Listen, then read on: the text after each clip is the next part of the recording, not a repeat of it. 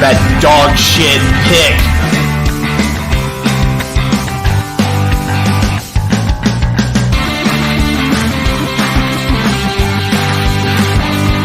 What the fuck were we thinking? What the fuck were you thinking?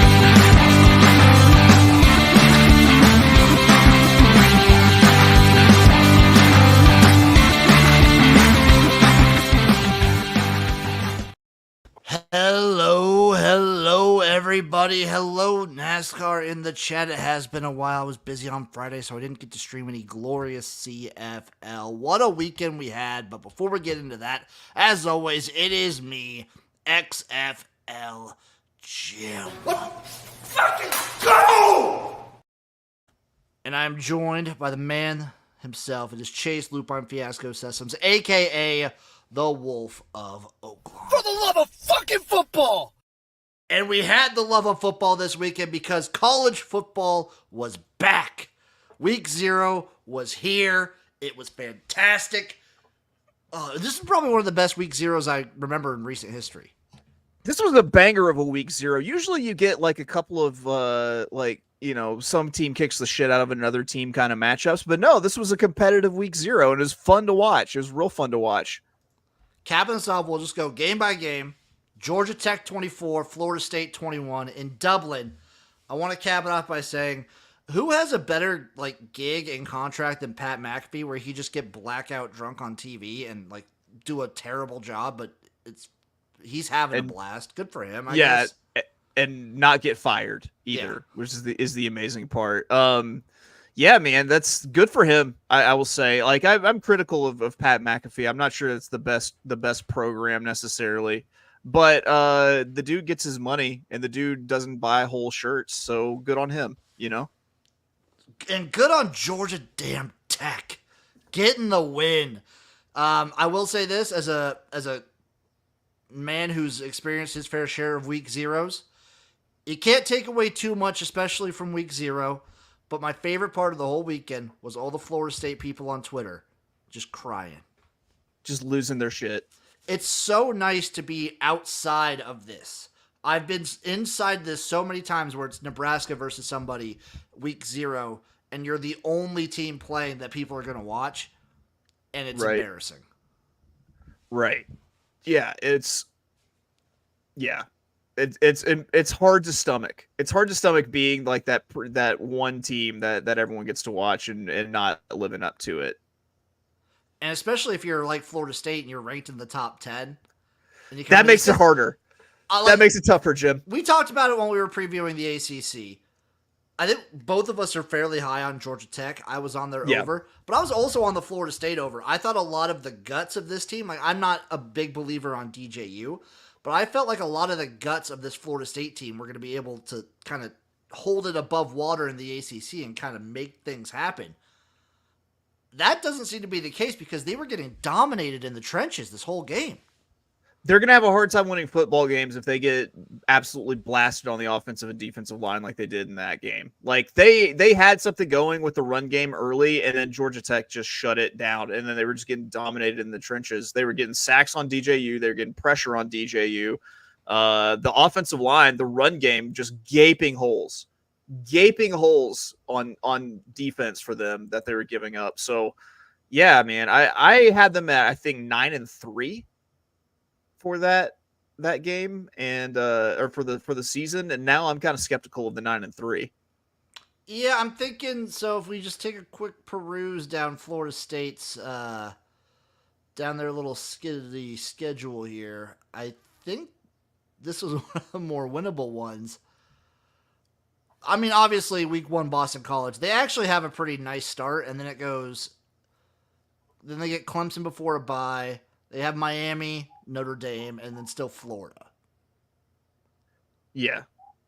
That's kind of tough. You know what, though? Memphis ain't no cakewalk. Cal ain't going to be no cakewalk. Cal is not going to be... Duke will be a cakewalk. Duke will be a cakewalk. I'll give them that. I don't know. I think they're up against it. Not off the table. I think they're up against it. If we're overreacting, 7-5 is where I put their floor. I think that they're like 8-4, 7-5 team, but 8-4 is a huge disappointment. 8-4 is a disappointment. big disappointment. This team was like plus 130 to make the playoffs. 9-3 is a huge disappointment. That's not a playoff team. No, it's not. Can they be 9-3 and still win the ACC somehow? I don't think so. It's possible. The ACC is garbage. It's possible. So I guess maybe it's on the table, but still disappointing. At this point, I guess DJU is just who we thought he was, which is my take. If you're taking these well-established quarterbacks as transfers that have been around for a while, you might be able to elevate them just a little bit if you put the talent around them, but you kind of know what the quarterback situation is. Like, we know what DJU is. We probably know what Ohio State's going to get out of Will Howard. We probably know, like, Cam Rising at this point, too. Right. I'm pretty certain we know who Cam Rising is at this point. We've been friends with Cam Rising for a decade now. I think we know what we're getting on him. Yeah, no, this is my take on DJU, which is he had one good game against Notre Dame as a freshman, and he's been able to go to multiple schools and get the starting job based off of that. I would have thought it would have been more than just 3, you know? Yeah, at this point, you would have thought he would have gotten run off from Davos for a lot longer than. I will say this about Dabo, if we want to say one complimentary thing, he will stick by players. That's true.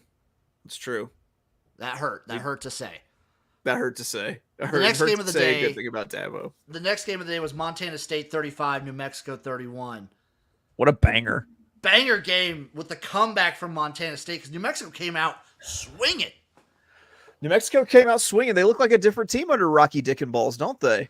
Yeah. As much as like people who have listened to the show for a while, Rocky Dickenballs is one of my favorite coaches. Like, I loved him at Virginia. I was upset when he retired. He's a good coach. He coaches them boys up. I think he's right where he needs to be too. Like somewhere out west, somewhere where it's a challenge. It was a good game. It was a great game. It was good. It was I can't believe they gave it up at the end though. Like, I can't believe that Montana State came back and won that. Shout out Montana State for doing the damn thing though, because they're not a team that's built for like pretty large comebacks. Because they were down at one point, I want to say 17 almost. Somewhere around there. They, after giving up like 2 scooping scores, like they were in trouble. It was a rough spot. Great game though. Speaking of great games and comebacks, SMU 29, Nevada 24. Now, I didn't get to see any of this because no television provider anywhere carries CBS Network. What's it called? East Streams? It's just CBS Sports Network. Yeah, I know, but what are you watching on? East Streams? Stream East. Shout out Stream East. That's how I caught the Hawaii game later in the evening. But this game was great. SMU looked awful. And not only did they look awful, they were sloppy. The dumbest penalties. Players spitting on other players. Just bad procedural penalties. Crazy, stupid, like, mistakes that you don't expect. And, so when we were doing our conference previews, I saw so many people extremely high on SMU. Yeah. Did we forget all the Big 12 teams, like, that jumped from the AAC to the Big 12 and how none of them beat any of the, like, long-standing Big 12 teams? Right. Like, we expected Houston to be able to do like a little something last year, and then they just fell flat on their face. Yeah, it was all the legacy, all the legacy Big 12 teams just kicked the. So I think that's got to be an angle going forward, just like fading these non-legacy like big P4 schools here. Like, SMU's a good team. They were a great G5 team, and they have legit players that could play on P4 rosters. But the biggest thing with these teams coming up to these leagues is they don't have the depth. Right. They have a couple guys who just could play on the P4. I don't know. I think they were everybody's darling, like, to win the ACC this year. So I really think that it's time to start looking at fading them going into these games because they were huge favorites against Nevada. Yeah, they were. That would have been if Nevada would have won, I think it would have been the biggest spread upset in college football. Yeah. Which, Like, if they're going to keep giving us numbers like that, then we got to start looking at Fade and SMU every single week. we'll take a look and see what their number is next week, too. And then the last game of the night on Spectrum pay-per-view or Team One Sports, Hawaii 35, Delaware State 14. Chase with the call on Delaware State plus the 40. No way was Hawaii beating anyone by more than that. Yeah, who is Hawaii to walk in and beat a team by 40 fucking points? No, sir, says I. No, sir. There was two ways for me to watch this game, and I did both of them. The first I tried with Stream East. Choppy, terrible connection, wasn't working. The other way to do it is someone posted a link on Twitter. You had to download an app for your phone to be able to watch it through the app on your phone. Ooh, that's fun. Don't Like you love watching shit on your Sports app phone? or something like that. Don't you love watching shit on your phone? Don't you just love having to download more and more apps to do stuff? Dude, I'm supposed to download some app for my kid's school. I'm not going to do it. I remember... I'm not doing it. I want to say it was like 5 or 6 years ago when Hawaii was partnered with Stadium. Yeah. And the ways you could watch Hawaii games late at night was just to go to Stadium's Facebook page. That's amazing. And I would just watch them at work. I would just watch Hawaii at work. Man, I'll tell you what. There was some insanity with some lines from week 0. Some of those lines were crazy. Absolutely crazy. We'll see them in week 1, too. We'll see some crazy ones in week 1. Hey, stay tuned, folks. Thursday, coming out with the college football tailgate picks for Thursday. Have some Friday as well. And, of course, the large Saturday show every Saturday morning. Me, Chase, and Uncle Rico picking going through every game on the Saturday slate, giving you our best picks. The big show, we'll call it. The big show. I like that, Chase. I like that. The big show. Speaking of the big show, what about the big news in sports? I took 4 headlines, randomized them. We got them right in front of us. Chase, number 1. Cowboys CeeDee Lamb agrees to 4-year, $136 million deal in Dallas. All I can say is thank fucking Christ, because I'm so sick of hearing about this on ESPN constantly. Like, now that it's done and they can stop talking about that. But you know what they'll start talking about instead? Okay, when are they going to get Dak's deal done? Like, didn't we just go through this a couple of years ago? Do we have to be talking about Dak and his money now? Yes, you have to always be talking about the Cowboys. Always talk about the Cowboys. I mean, good for him getting his money. I think he got close to Justin Jefferson money. Did he get more? So we got a $38 million signing bonus, which is the largest ever given to a wide receiver, and $100 million guaranteed. That's a big number. That's 1/10 of $1 billion. So I'm trying to see. So the deal makes Lamb the highest paid wide receiver in Cowboys history. Which is about what he should be paid, right? Yeah, after probably. the season that he had last year. Really good. If you go top receivers, I think receivers above him, you have Jefferson, you have A.J. Brown, you have Amon-Ra St. Brown, and then you have Tyreek Hill. Yeah. Jamar Chase is about to be up there in that list. Jamar Chase will be up there. I think they were just waiting to hear. I think they were waiting to hear what CeeDee Lamb got paid before they finally sat down and gave him a number. He's only 25. CeeDee? Yeah, I feel like he's been in the league for like 10 plus years. He still feels relatively new to me, but yeah, 20. Yeah, this is only going to be his like 4th year, I think. I know, same as Jefferson, basically. Yeah, because they were the same draft class, weren't they? I'm actually not sure about that. I think they were both the COVID year. They might have been. Because Justin Jefferson was a year after Jamar Chase. No, Jefferson was before Chase. Was he? He was with because he sat out the 1 year. Okay. Let me see. Yeah, because Jamar Chase was the same one. Yeah, so 2020 was Joe Burrow, Chase Young, and then CeeDee Lamb, and Justin Jefferson. And then Jamar Chase would have been. Jamar Chase got drafted 2021. Okay. So the next year was Jamar Chase. Right.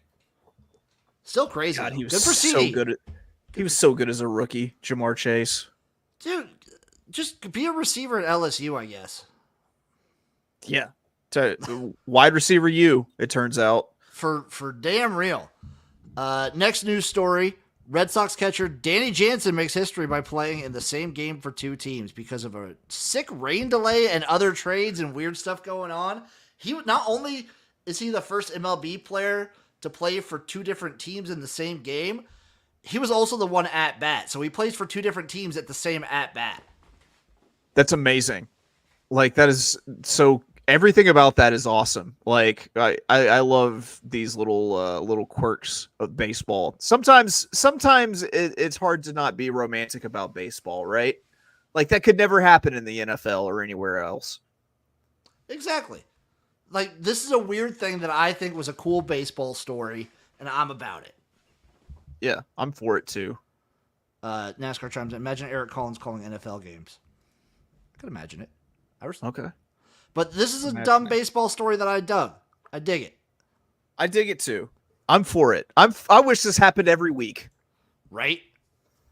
Up next from NBC Sports, so probably someone for PFT. Drake may outplay Jacoby Brissett, but have to look at everything. Okay, that tells us nothing. Cool.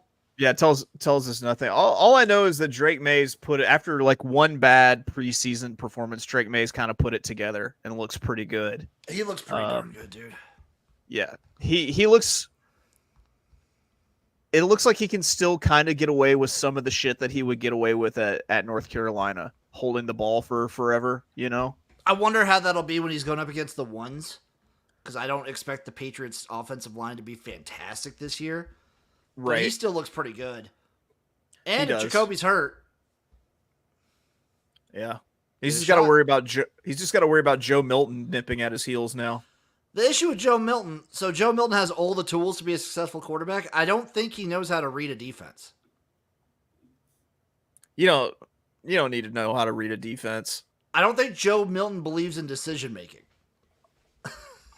You do need to make decisions, however. Okay. I think I think he's always like, yeah, I could just throw it as far as humanly possible, and one of my guys will be down there. Where did he go to college again? Tennessee, that's right. And he was like in it last year. Like, he had moments. And it's the whole Joe Milton experience. He's played at Tennessee a long enough time. You saw it where he'd have moments and he'd make some crazy passes because he could throw the ball like 70 yards. Right. And then he would just do the dumbest thing on the next play. Yeah. Yeah. I don't know. I kind of want to see Joe Milton get the snaps. I've been a Drake May hater for so long. It's hard for me to be like, yeah, he's pretty good now, you know? Like, I feel that way with people talking about Bo Nix for the Broncos. Me too. Absolutely. You know me. I feel we have both have been Bo Nix haters since day one. Yeah, and it's kind of it got really hard last year. Yeah, it got really hard last season because he was pretty damn good at Oregon, you know. Couldn't win the big one though. Couldn't win the big one. And then lastly from Yahoo Sports, 7 coaches on the hot seat for the NFL. Let's hear them. Go number 1. These are in no particular order, I believe. Mike McCarthy. Duh. Fucking duh. Yeah. What about Jerry Jones' audio getting leaked being like, yeah, I love doing this shit. No one can do this shit like me. That's awesome. I haven't heard that, but that's amazing. Oh, dude. He was like cursing up a storm. He's like, I fucking love drafting. I love all this shit. I love being the GM. Dude, he's got the swagger that only a man from North Little Rock, Arkansas can have. We always got a little chip. We always got a little chip on our shoulder because we're from north of the river. Up next, Robert Salah from the New York Jets. Yeah, that makes sense. Yeah, probably. Yeah, if Aaron Rodgers doesn't ball out, then you're if he gets hurt done. again, he's fine though, right? I don't know. I think he's done. Doug Peterson for the Jags. Really? I guess last season was a little bit of a season though. Wasn't last season a little bit of a disappointment? Yeah, it was 2 seasons ago where they had the crazy comeback against the Chargers, right? Yeah. Yeah. Yeah. Yeah. I think they'll have a good year, but I do believe this is like not necessarily he'll get fired this year, but he'd be very hot next year. I think so too. Brian Daboll for the Giants. He should have been at the top of the list. How long has he been there? He is going into his like third season, I think. So 22, 23, yeah, 24. This is season 3. And after you made the playoffs with Daniel Jones, like you got expectations high. Like, I don't know. His seat might not be that hot because they lost Saquon Barkley. They've just got Daniel Jones at quarterback where they were considering, like, if you watch that Hard Knocks, like in between seasons thing that they did, like they were thinking about ditching Daniel and getting a quarterback. Probably should have. Probably should have. Not gonna lie. Probably like, should have. Like Daniel Jones is that weird spot where like he'll have a flashy great game and he'll sometimes put up decent fantasy numbers. He stinks though. Daniel Jones stinks. My favorite Daniel Jones moment of all time is when he pulls the ball on the read option and then takes off down the middle of the field, like with no one near him against San Francisco on Monday Night Football. And you see the turf monster just jump up and get his ass. Just get him so bad. And they had the close-up of his eyes where he's like, oh, I'm going down. Oh. He makes the best faces. I'll give him that. He makes great faces. Nick Sirianni for the Eagles. Yeah, he is. After the way they fell off last year and with that roster. I mean, kind of crazy when you're like, his record's been really good. And they're 2 years removed from a Super Bowl appearance? 2 years removed from the Super Bowl. They've been to the playoffs, but they lost to the Bucks. That's embarrassing. You lost to a Baker Mayfield Bucks last year in the playoffs. Hey, Baker Mayfield's good for one every year at least of just like balling out of control. Up next, Matt Eberflus for the Bears. Yeah, probably. Yeah. Yeah. Like if you don't do it this year, I feel like all the hype, like the Bears are getting so hyped. I was surprised he even made it through last year. If he doesn't have a good year, that means he's likely ruined like 2 number 1 picks at quarterback at this point. So he ruined Justin Fields, and then he could potentially be ruining Caleb Williams. Yeah. And you should just go straight to jail. Yeah, probably jail at that point. Jail. And number 7, Chase, can you guess the number 7 coach on the hot seat? Mike Tomlin. No. It's your boy, Dennis Allen for the New Orleans Saints. That makes sense. Yeah, I was surprised. Like, it makes sense. I feel like he's in that position where, like, I'm not sure exactly why he was hired. Continuity. Yeah. Just didn't work out continuity-wise. No, it didn't. Out of all these ones, who do you think the most... How many do you think stay out of these 7? I'll say 4. Okay, what are the 3 that are gone? I'm going to say McCarthy. I'm going to say Dable. I agree with Dable. And Allen. I think that's probably right. I don't disagree. That's my pick right there. I ditto. And last thing, Chase, so the AP doesn't change their rankings after week 0, but we can estimate so Florida State was ranked number 10 preseason. Where do we think they end up the Sunday after week 1? I think that they're anywhere from 20 to 25. I think it depends on how they do against Boston College. A 1-loss team this early, you got to factor in other teams will drop. Like Texas A&M or Notre Dame, someone has to lose that game. Someone will drop. Clemson, Georgia, obviously someone has to lose that game. Likely Clemson, which I would think would kick Clemson out if they get blasted. Yeah. Miami, if they lose to Florida, probably out. Yeah. USC, LSU, if USC loses that one, they're probably out. So there's a decent chance Florida State's still in the top 25. I think they're somewhere in the 20 to 25 range. I think that's probably right. I think I'd peg them around like 20, maybe 21. Yeah. And Chase, that'll do it. There was one other story about Marvin Harrison. If you heard about that one, Fanatics obviously last year coming after Marvin Harrison Jr. Right. In a fraud case. Now they're actually they added Marvin Harrison Sr. to the fraud case. Lovely. So they're coming after Marvin Harrison Sr., which I'm sure has always worked out for anyone who comes after him for anything.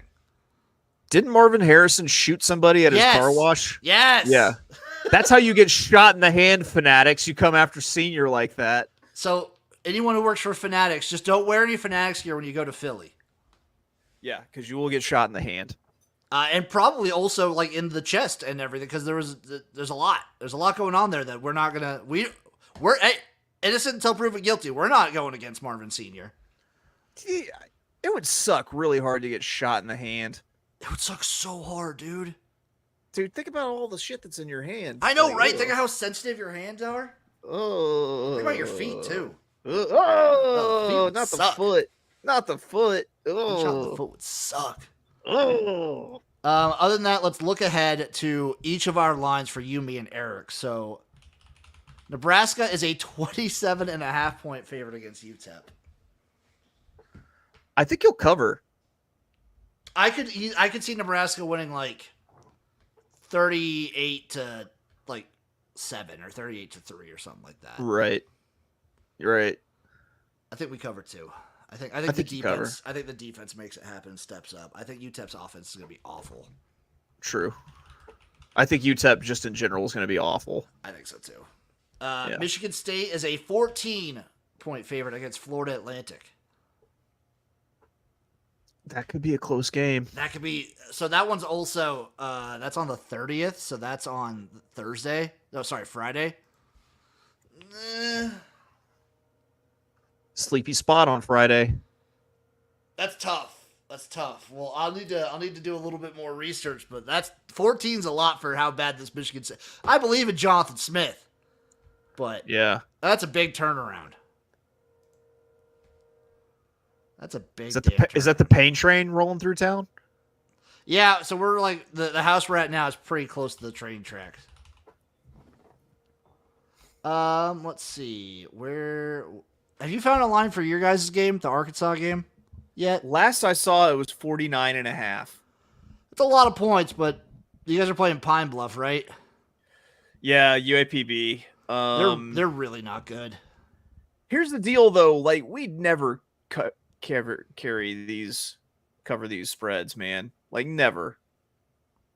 Yeah, 49.5. The juice is to the Arkansas Pine Bluff side. That's minus 115, where it's only minus 105 for the 49.5. I lean towards the 49 and the plus 49.5. Yeah, I'd probably here. take the plus. That's a huge spread, and yeah, you're That right. is You guys for- like he likes to pull the gas off. Brand new offense, brand new quarterback, brand new offensive coordinator, brand new offensive line. Oh, that makes me want to go the over though, because they're going to be trying to like do everything. They're going to be trying so much and actually like lay it all out there. I don't know, dude. I don't know. Probably just going to stay away from it, but I don't know. I don't want to touch this. I don't at all. I don't blame you at all. Actually, I do. I do want to touch it on the UAPB side, I think. I might. I just. Hey, tune in everyone. Thursday, college football tailgate coming at you. Friday, college football tailgate coming at you. And Saturday, the big show. The big show. Love it. The big show. Chase, where can the people find you? You can always find me being abrasive on Twitter at of Oaklawn. Check out my podcast, The Notorious OTB, brought to you by the Sports Gambling Podcast Network. You can find that wherever you get your pods. And yeah, I'm around. Yep, we got Chase's podcast linked down in the description. We got my YouTube link down in the description. CFL recap coming out this week. Big week coming up for the CFL. It's Labor Day Classics. You can find me everywhere at XFL Jim. Love you guys, and we will see you next time for another episode of the Jimnasium.